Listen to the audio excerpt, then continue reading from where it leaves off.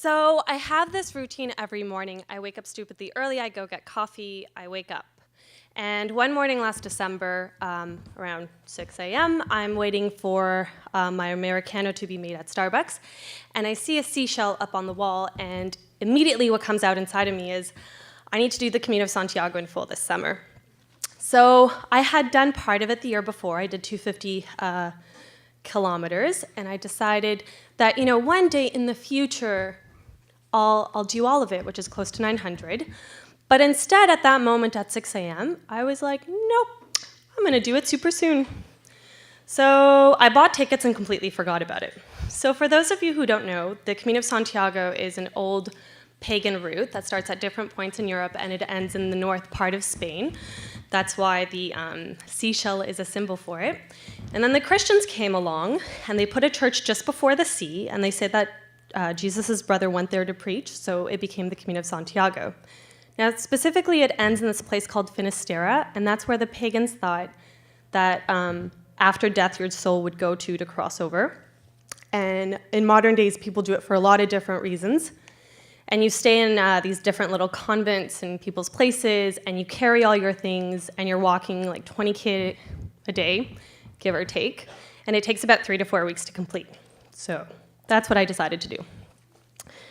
So this May, I found myself in Saint-Jean-Pied-de-Port and about to set off on this trek.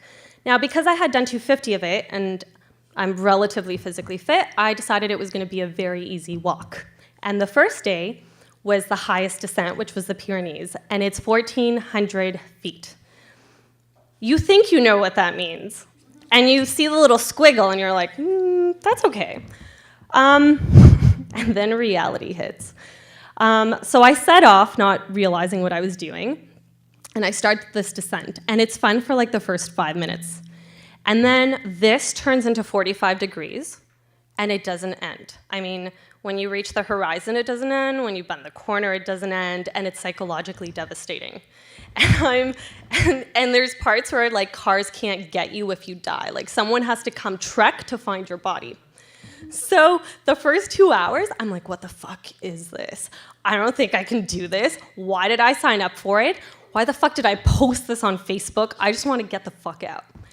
But I can't get the fuck out because I have to go through it. So I'm like, okay, whatever. I'm just gonna do, and then walk. So I walk for 7 hours and 45 degrees. And when I finally finish, I get to a forest. Sounds nice, except after the rain. Oh, I forgot, the Pyrenees too. It's not just 45 degrees. The weather is changing between hot, cold, rain, and fog. So it really adds to the amazing atmosphere. So because of all the rain, when I get to the forest, it's muddy. So I trek in the mud for an hour until I finally get to my destination, which is my first stop at Ronsonsville. And I stay at this little monastery, and I'm like, it's gonna be cool. I sleep in the basement, but the showers are outside, and it's cold water, and I'm like, okay. So my first night, I'm coming to terms with the fact that I'm gonna be sleeping with strangers, and I'm not gonna lie, it's not a thing I normally do. I'm actually terrified of this, but whatever, I need some sleep because I just trekked my body through something ridiculous. So the next day, I have this plan. I'm gonna wake up at 7 in the morning, start trekking at 8, but instead, I'm woken up at 5 a.m. by singing monks. And I was just so livid. I was so angry with them. Like, didn't they know what we just did? I don't know. I guess they were spreading the cheer of Christ. So I'm waking up at 5 in the morning. I'm in physical pain. I'm really angry. And my body's just shocked over the first 20K. And I just honestly don't even think I can do this because it's so ridiculous. I'm like, I don't think I can do 2-3 weeks of putting my body through this. So I have to get a game plan. My game plan is, it's not going to be this like 1,000K trek. I'm going to do it a day at a time and see what happens. So now I'm also kind of appreciating the difference between, when you plan something out in your head and the reality of it. So I'm just like, that's a fun fact. I'm going to appreciate this in my life. In the first few days, I realized I'm carrying too much. I was carrying 7 kilograms, so I downsized to 5. I send some of my clothes to my aunt, and I pick up a knife, because that's important to like cut bread and cheeses and meats, not for self-protection. And I also pick up a ukulele, because it's light. So now this trek has turned me into a woman with a knife walking across Spain. The scenery changes to lush rolling hills and poppy-stained horizons, and I see this old man trekking with a cart and his 25-year-old daughter, and I think it's beautiful, and I keep going. Eventually, my ukulele gets out of tune, and I randomly meet a 25-year-old that has just picked up a ukulele as well, but was smart enough to get a tuner. So we tune up my ukulele, and we walk for a bit. And at this point, I'm getting blisters, and they're kind of getting painful. But when I start complaining about this, the 25-year-old's advice is, whenever I feel pain, I just keep going until I don't feel it. And I'm like, it's reasonable advice. So I do this up to the point where I can't do it anymore. So youth marches up ahead, and then eventually the old man with the cart catches up to me. And the 25-year-old daughter has just disappeared from the trip. And I learned that this man has walked across the US with his cart for over 10,000 kilometers. This guy's impressive. So him and I are walking and talking, and as we're talking and walking, my feet are really killing me. And I can't even keep up with the old man with the cart. So he's like, you know what, we're gonna take a look and see what we can do. And I don't normally let strangers touch my feet. It's not my thing, but I'm in so much pain that I'm like, okay, we'll see where this goes. And he shows me how to take care of blisters, which is you thread them with a needle and leave the thread in. This is actually very important. And amazingly, I can walk normally again. So I now appreciate the lesson between youth and wisdom. And wisdom is, when something bothers you, you actually stop and deal with it so you can go the distance. Now the poppy fields turn into the dry meseta, which is plain, flat lands, really dry foliage, blazing sun, and no cover. And you know what your brain does when it has nothing to focus on? Your crazy comes out. So as I'm walking, all these thoughts start happening. And it goes something like, remember when I did that one time? I should have done something else. And why didn't I do that other thing? Because I'm so much smarter now. I should have been so much smarter back then.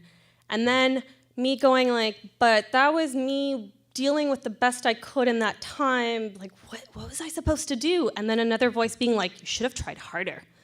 And I'm just trying to get through the sun. And I'm like, can we, I don't know, keep it down? And then the second round of voices happens. You really need some self-compassion. You need to be better at self-compassion. You really suck at self-compassion. Why don't you try harder at self-compassion? Because you're a failure. Just like, where's my self-compassion? So all this is happening. My ukulele is now out of tune again, and I don't even have that as a distraction. But because I'm in blazing heat, I have no choice but to keep going. Eventually, I keep walking, and I find this little oasis, and I find a ukulele boy, whose name is Leonard. We tune up my ukulele, and he teaches me a song. So now I learn Don't Worry, Be Happy by Bob Marley, and we change it to Don't Worry, Keep Happy, Be Happy. And we change the words to the ridiculous stuff we're experiencing on this. Knowing how to take care of blisters, I comfortably get to Leon, which is more than halfway through the journey, and where I started off the last time. And I was expecting these lush green fields, but instead I find the lands covered in poppies, and it's pretty cool because now I realize that even when I think I've been to a place, I actually haven't, because it's changing. Then I experienced some days of straight rain. I think I got 10 days of straight rain, and it was pretty miserable. And in one of the places I meet Nobert, who knows my 25-year-old friend Leonard, and we decide, because it's raining, we might as well walk somewhere because, what's the point of standing still? And I know of a town that's about 40K out, which has Gregorian chants just for that day of the week. So we're looking at each other and we're like, do we want to walk 40K? So without committing, we decide we're going to just try and see what happens. So every 5 to 10K, we're walking in the rain, and we ask ourselves, do we want to keep going? And each time the answer is yes. And it ends up being like this weird, joyful experience where every time we look at each other, it's just happiness, and we're laughing at the fact that we're so soaked. We can't even talk because the rain is going on so heavy. And it's kind of bizarre because it's an extremely lighthearted experience with a person I don't even know, and yet it's an objectively miserable experience. And of course, the moment we walk into Ravenel, the rain stops. We find a place to stay, we down alcoholic beverage, like a lot in 5 minutes, and we set off to the church, and we catch the show. And this place is this old church built by the Knights of Templar, and it's beautiful, simple. Part of it's falling apart. It's dark and damp, and the only source of light is this small altar for pilgrims. And we're listening to this ancient music, and it's sublime. Like, I completely forget the state of my body, and I just think, I really have to give up, like, thinking that I need to know and control in what I'm going into, because an actual truth of life is you never know what's gonna happen, ever. Like, ever. Like, ever. Like, when you reach 30 or 50, you recognize that you have no control over like anything. And it's super cool, but you just have to appreciate it. So for the next few days, I'm hiking through thick fog in mountains, and I can't see where I'm going. I just have a general direction, and literally I can just see my feet. But it's okay. And even as I go along like basically cliff edges, as long as I like know not to do this, I'm kind of okay at this point. Eventually I get to Santiago, and when I get to the courtyard, which is where the Christians put their church, I hear Leonard Cohen's Hallelujah on bagpipes, and I sit down and I just like cry from exhaustion, and I feel like something important has been completed. And as soon as I like get over my moment, I look up and there's everyone having these beautiful moments and people crying and celebrating and just like exhausted. And it's pretty cool because when you run your body to the ground, you really discover what is inside. And most of the time, it's just gratitude and love.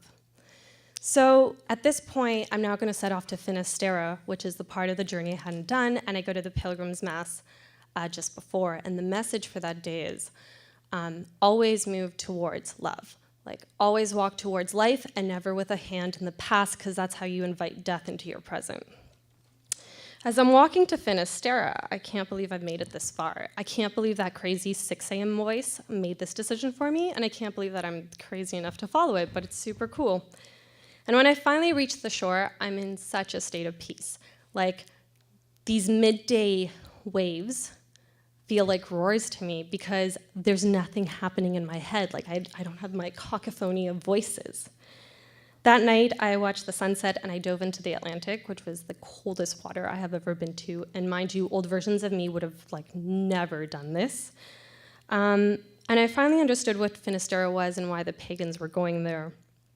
The death of things was really encapsulated when I dove into the water the second time.